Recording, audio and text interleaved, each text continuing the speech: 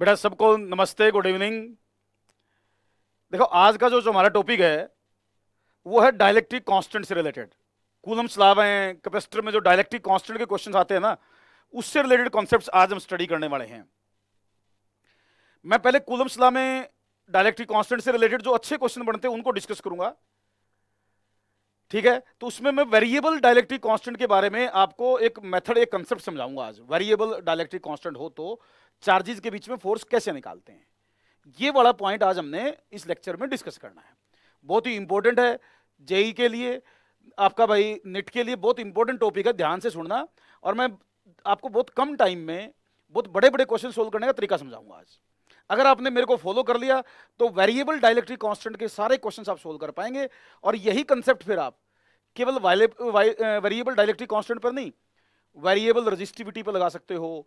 अब भाई variable thermal conductivity का जो कोफिशिएंट है उस पर लगा सकते हो। तो उसको मैं सिखाऊंगा, ध्यान से सुनना। पहले मैं एक आसान सा एग्जांपल लेता हूं और फिर मैं आपको और लेवल के क्वेश्चन भी समझाऊंगा। देखो पहला एग्जांपल, उससे पहले देखो इस एग्जांपल से पहले मैं आपको कुछ चीजें रिमाइंड करवा देता हूं, हो सकता है कुछ बच्चे चीजें भूल ना गए हों।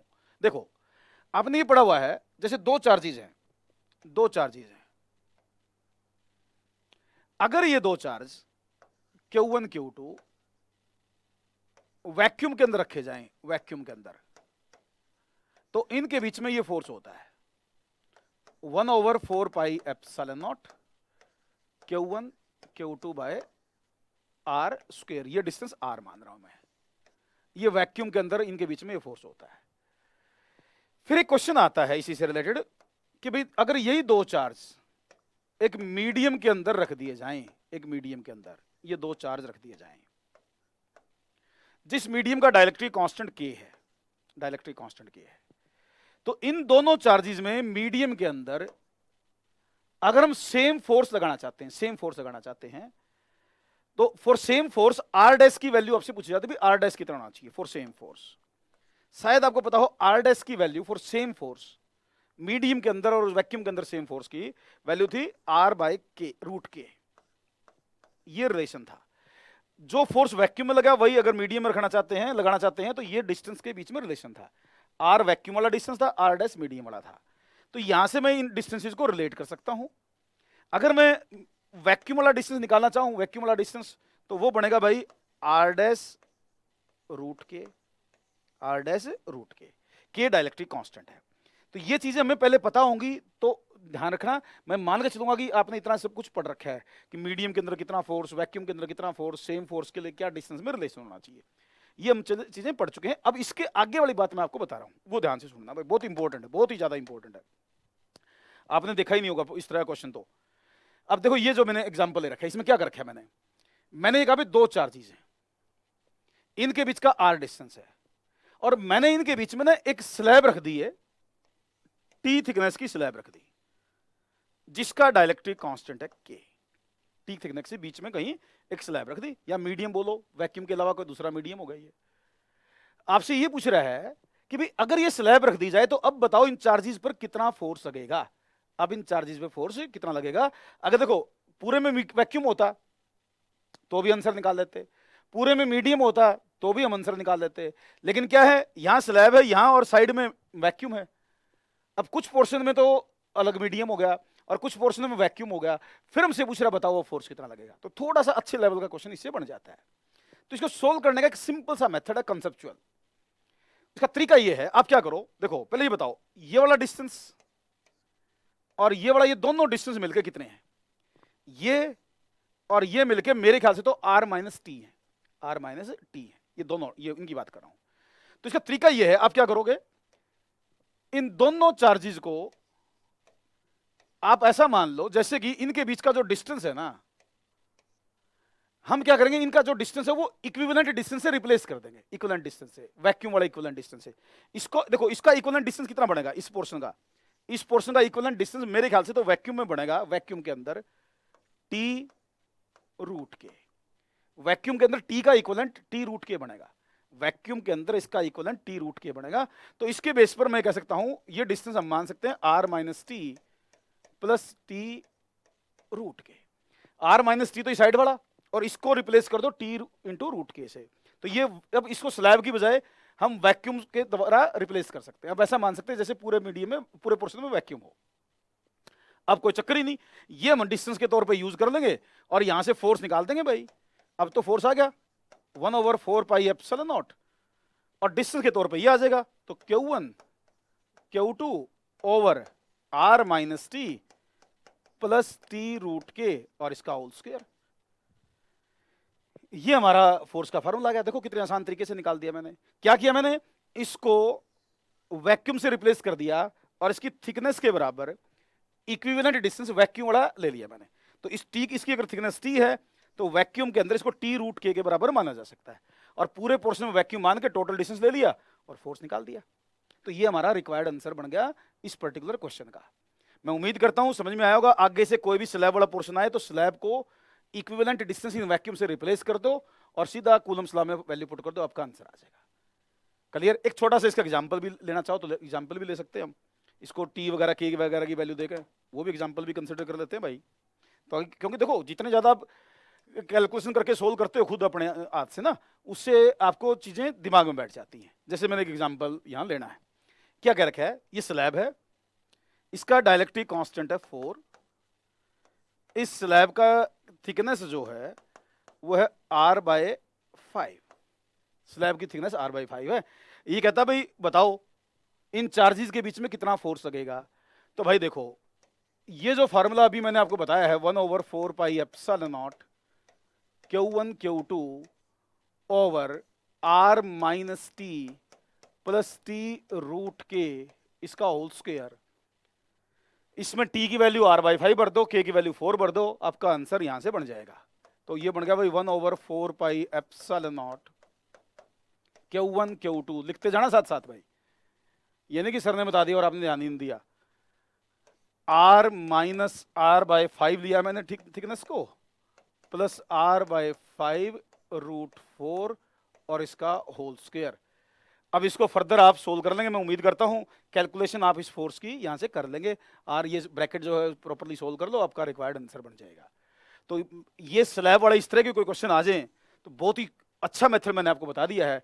इतने कम टाइम में इसकी कैलकुलेशन करके आप इतने बड़े क्वेश्चंस को सोल्व कर सकते हो। इसमें कुछ भी नहीं है, सिंपल कंसेप्ट हमें आना चाहिए। लेकिन वही बात फिर आती है फिजिक्स में, कॉन्सेप्ट अगर हमारे स्ट्रॉन्ग हैं तभी ये क्वेश्चन आसान लगेंगे। अगर कॉन्सेप्ट में प्रॉब्लम है तो फिर हमें छोटे छोटे क्वेश्चन भी दिक्कत करेंगे भैया। उम्मीद करता हूँ ये समझ में आया होगा। अब मैं नेक्स्ट कंसेप्ट आपको समझाता हूँ डायलेक्ट्रिक कांस्टेंट से रिलेटेड ही, वेरिएबल डायलेक्ट्रिक कांस्टेंट का। वेरिएबल डायलेक्ट्रिक कांस्टेंट का इसको कैसे सोल्व करते हैं भाई, ये भी बहुत ही अच्छा क्वेश्चन बन जाता है इसके ऊपर भी, वेरिएबल डायलेक्ट्रिक कांस्टेंट पर भी। इस टाइप के क्वेश्चन सोल्व करने के लिए भी बच्चे कंफ्यूज हो जाते हैं, भी पता नहीं क्या पूछ दिया, जैसे इसमें है कुछ नहीं। लेकिन देखो मैंने लिख रखा है find equivalent dielectric constant. Equivalent dielectric constant अगर के की वैल्यू ये दे रखी हो तो ए और बी इसमें कांस्टेंट है। मीनिंग समझाता हूं। जैसे देखो भाई ये दो चार्जेस हैं, ये दो चार्जेस हैं Q1 Q2, और बेटे इनके बीच में ये मीडियम रखे हुए हैं, ये मीडियम में रखे हुए हैं, यहां एक मीडियम है। बट मीडियम का डायलेक्ट्रिक कांस्टेंट जो है ना वो वेरिएबल है, वो कांस्टेंट नहीं, यूनिफॉर्म नहीं है, हर जगह सेम नहीं है, कहीं कम है कहीं ज्यादा है। तो डायलेक्ट्रिक कांस्टेंट आपका ax प्लस बी के बराबर है। ये कहता है find the force between the charges. अगर ये डिस्टेंस हमें दे दे, जैसे मान लो ये डिस्टेंस दे दिया इसने, ये कहता है भाई find the force between the charges. Variable dielectric constant हो तो इन चार्जेस पर लगने वाला फोर्स बताइए। तो बेटा देखो फोर्स निकालने के लिए हमारे पास कूलम्स लॉ है, 1/4 pi epsilon medium Q1 Q2 by R square. ये एक फार्मूला हमने पढ़ा है। इसमें एप्सिलॉन मीडियम क्या है, एप्सिलॉन मीडियम का मतलब होता है के एप्सिलॉन नॉट। के एप्सिलॉन नॉट एप्सिलॉन मीडियम की वैल्यू हमने पढ़ रखी है। बट दिक्कत यही है बेटा, ये चीज तो हम तब लगाते थे ना जब के कांस्टेंट हो, जब के कांस्टेंट हो। यहां तो के वेरिएबल है, यहां तो के वेरिएबल है, तो अब क्या करें, अब कैसे सोल्व करें। बच्चा सोचेगा जी अगर के कांस्टेंट होता तो मैं इसमें के की वैल्यू पुट करता और मेरा आंसर आ जाता। अब आप कह रहे हैं के तो वेरिएबल, हर जगह अलग अलग वैल्यू है के की, तो इसको सोल्व करने का तरीका क्या होगा। अब भी कोई बड़ी चीज नहीं है, बिल्कुल आसान तरीके से इसका आंसर बताया जा सकता है। बस एक काम करना आपने, इस के की जगह आपको इक्विवेलेंट के बढ़ना है। के की जगह क्या बढ़ना है? इक्विवेलेंट के, इफेक्टिव के या इक्विवेलेंट के हमने बढ़ना है। अब बच्चा सोचेगा ये इक्विवेलेंट के निकालने का तरीका क्या है? बेटा इक्विवेलेंट के निकालने का तरीका मैं समझाऊंगा, वो बिल्कुल आसान है। वो ये है, जैसे डिस्टेंस आर है ना, तो इक्विवेलेंट के कैसे निकालोगे आप लिखोगे R over K equivalent, R over K equivalent equal to integration D X over K variable 0 to R. ये के वेरिएबल वाला ये के जो भी के वेरिएबल है, ये आपके पास फार्मूला है के इक्विवेलेंट निकालने का।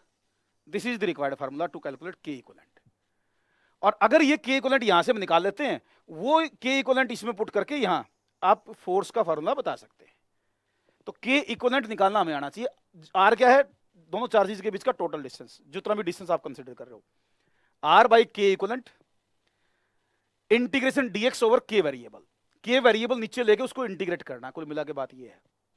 ठीक, अब इसमें देखो ये dx का इंटीग्रेशन 0 से r कर रहा है। मैं जैसे x डिस्टेंस यहां से मान लूंगा, यहां तक जाऊंगा तो यहां x की वैल्यू 0, यहां तक आते आते r हो जाएगी, इसलिए इंटीग्रेशन 0 से r मैंने लिख रखा है।